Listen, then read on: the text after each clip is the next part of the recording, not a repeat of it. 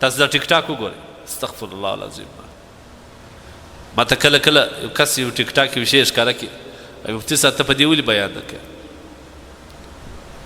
دا چې کوي هغه پرېږده چې ورته ګوري د دې د سترګو به اوسي زه حیران دا یم چې دا بلکل د حیا په نوم یو شی پیژني که نه پیژني دا کسان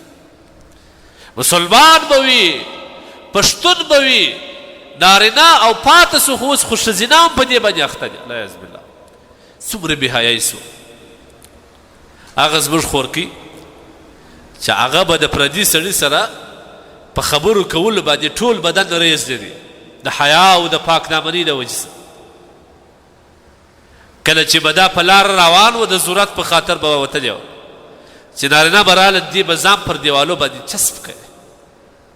د حیا او د پاکدامنۍ په خاطر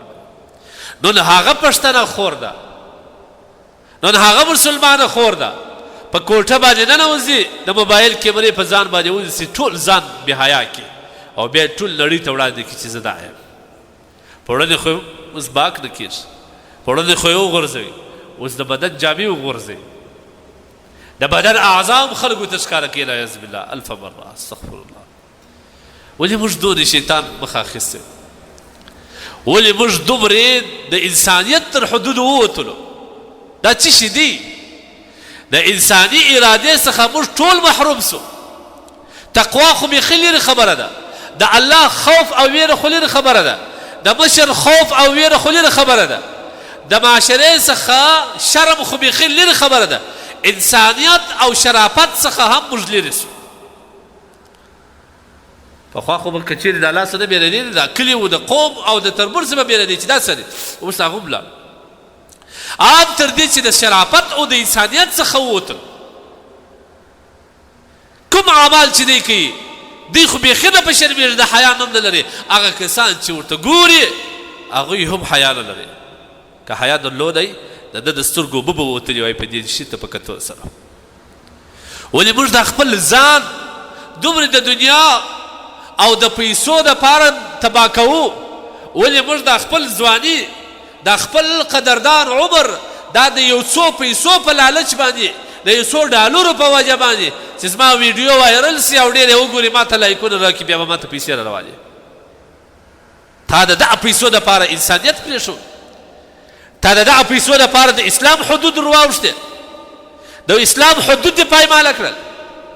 تا د دغه یو څو ډالرو دپاره د خپل پلار شبله په خاورو وغورځول تا د دغه ډالرو او پیسو دپاره د خپل ورور قریبانو سترګې پر مځکه وغورځولې پښتانه دې په نړۍ باندې وشرمول هغه پښتانه چې د هغوی حیا په ټول عالم کې مشهوره د هغوی پاکدامني د هغوی غیرت د هغوی شجاعت تا نن هغه د خاورو سره خاوره کوي تا نن د پښتنو او د هغه رقم د مسلمان اثرات په کافرانو کې بل څه معرفي کړل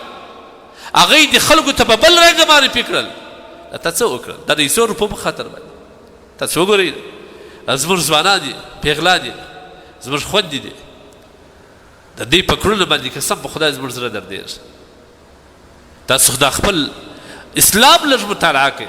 د رسول الله صلی الله علیه وسلم حدیث مطالعه کړئ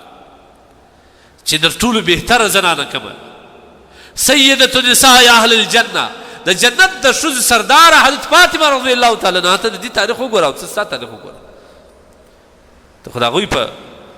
نقش قدم باندې روان